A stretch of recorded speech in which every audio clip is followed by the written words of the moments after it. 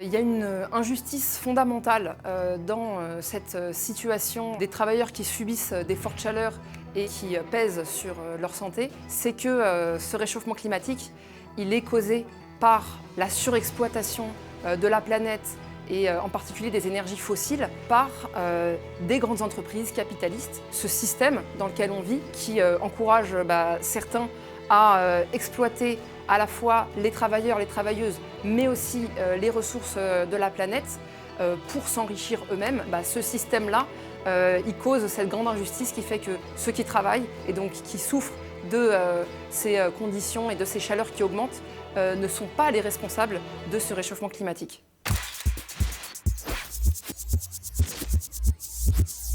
Je suis Adèle Tellez de la CGT Paris. On lance donc une campagne qui s'appelle Arrêt du boulot quand il fait trop chaud parce que on observe des augmentations de température et chaque année des fortes chaleurs l'été avec des épisodes même caniculaires certaines années.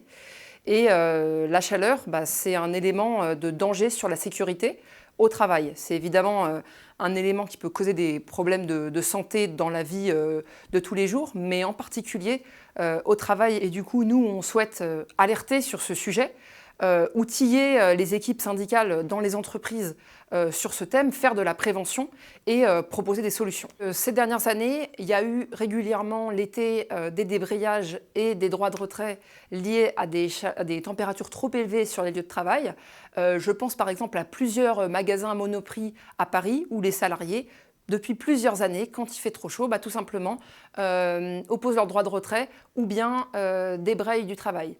Mais on pense aussi, et c'est pour ça qu'on mène cette campagne, pas seulement vers l'extérieur, mais aussi vers nos équipes syndicales, que beaucoup d'équipes ne sont pas encore outillées, à la fois sur l'aspect de la santé et sur l'aspect de comment réagir pour imposer dans l'entreprise ce rapport de force qui impose à la fois la mise en place des mesures de prévention nécessaires, mais aussi l'arrêt du travail quand il le faut. Je suis jardinière dans les jardins municipaux et c'est vrai que quand il fait très chaud, le travail devient assez insupportable. On essaye d'aménager un petit peu comme on peut. On a souvent, dans les cas vraiment caniculaires, des consignes de notre direction pour faire les travaux les plus physiques le matin, pour travailler à l'ombre, etc. On a parfois des réductions d'horaires.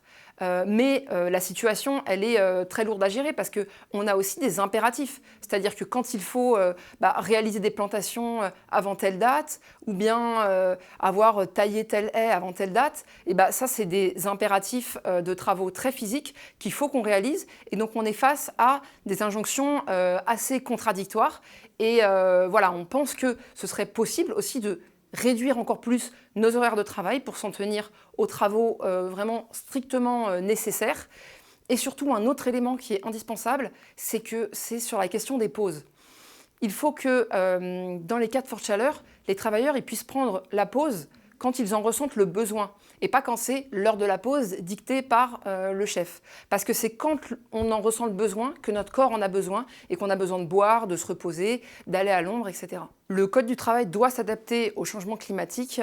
Aujourd'hui, c'est très peu le cas. À part finalement l'obligation de fournir de l'eau aux salariés, il y a très peu d'éléments dans le Code du travail pour pallier ces fortes chaleurs. Donc nous, ce qu'on pense, c'est qu'il faut qu'il y ait des éléments de prévention bien plus importants. Et surtout, on a une revendication centrale, c'est qu'il y ait une température maximale de travail, c'est-à-dire qu'il y ait une température qui soit inscrite dans la loi, dans le Code du travail, au-delà de laquelle le travail s'arrête, tout simplement. Et ces températures, c'est 28 degrés pour le travail physique et 30 degrés pour le travail sédentaire. Ces chiffres, ils viennent de l'INRS, c'est l'Institut national de recherche et de sécurité, donc l'institut de recherche qui travaille sur les conditions de travail, etc., et qui indique que ce sont les températures à partir desquelles il peut y avoir un danger pour les salariés. L'OMS considère que les températures idéales de travail, en fonction des activités qu'on réalise, c'est entre 16 degrés et 24 degrés. Les dangers qu'il y a, on le sait tous, quand Quand il fait chaud, on commence par avoir de la transpiration. C'est ce qui permet à notre corps de réguler sa température. Mais arrivé à un certain extrême, c'est aussi ce qui va mener à une déshydratation du corps. C'est ce qui va mener à des pertes de connaissance. Il peut y avoir des vomissements également. Tout ça, ça concourt à, premièrement, une baisse de la vigilance. Ce qui, dans la plupart des métiers, est extrêmement dangereux d'avoir une baisse de la vigilance. Mais si on va plus loin, dans les cas les plus extrêmes, quand on est régulièrement soumis à des coups de chaleur ou à des états de déshydratation, ça peut mener à des insuffisances rénales chroniques. Et ça s'est vu chez des ouvriers du bâtiment, chez des travailleurs dans les plantations. C'est des maladies qu'on ne peut pas soigner, en fait, hein, et donc qui mènent à des décès précoces des travailleurs en question. On pense que c'est important d'imposer dans le débat public cette idée vraiment de l'arrêt du travail à partir d'une certaine température pour admettre, entériner le fait que oui, il y a une température au-delà de laquelle il faut arrêter d'essayer d'aménager le travail, mais vraiment l'arrêter. C'est une revendication historique du mouvement ouvrier, la baisse du temps de travail. C'est aussi une revendication de la CGT, les 32 heures par semaine. On pense que c'est possible de travailler moins, y compris pour travailler toutes et tous, et pour travailler de manière beaucoup plus sécurisée. Donc non, on ne pense pas que ça pose de problème de travailler moins. Et sur les entreprises qui seraient en difficulté, il faut quand même rappeler qu'en 2022, les entreprises du CAC 40 ont distribué 67,5 milliards de dividendes à leurs actionnaires. Donc de l'argent, il y en a. Autant aller le chercher là où il existe, plutôt que de faire peser sur la santé des salariés ces fortes chaleurs. On salue le fait que des groupes parlementaires s'intéressent à cette question et veuillent porter le débat à l'Assemblée nationale, parce que c'est un sujet qui est en train véritablement d'exploser sur les lieux de travail et qui reste trop confiné aux lieux de travail, justement. Et ça doit devenir un sujet de société. Donc on salue tout à fait cela et on pense qu'il faut vraiment céder à la fois de la recherche scientifique sur le sujet et de l'ingéniosité des travailleurs et des travailleuses elles-mêmes et des équipes syndicales sur le terrain pour vraiment bien comprendre qu'est-ce qu'il faut qu'on mette en place. Je vais vous donner un exemple sur ce sujet.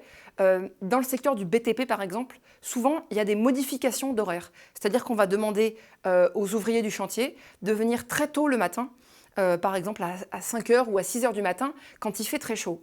Et bien ça pose un souci parce que les horaires pendant lesquels on se repose le mieux par temps caniculaire, c'est entre 1 h et 6 h du matin.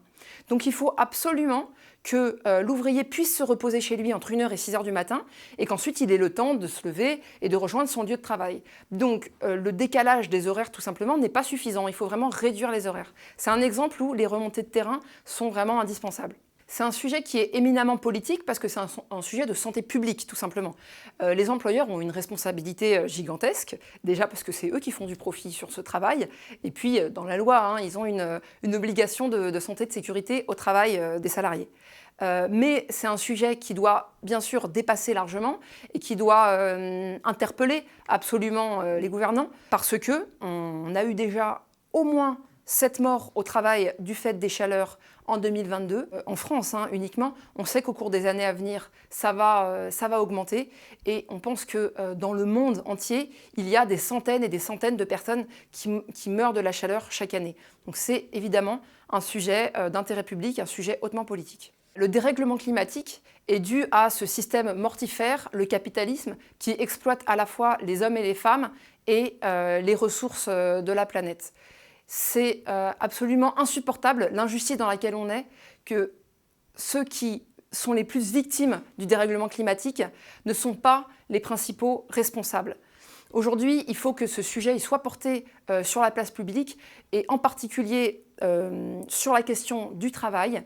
Nous, c'est pour ça qu'on mène aujourd'hui cette campagne pour protéger les travailleurs et accepter que quand il fait trop chaud, il faut tout simplement arrêter de bosser.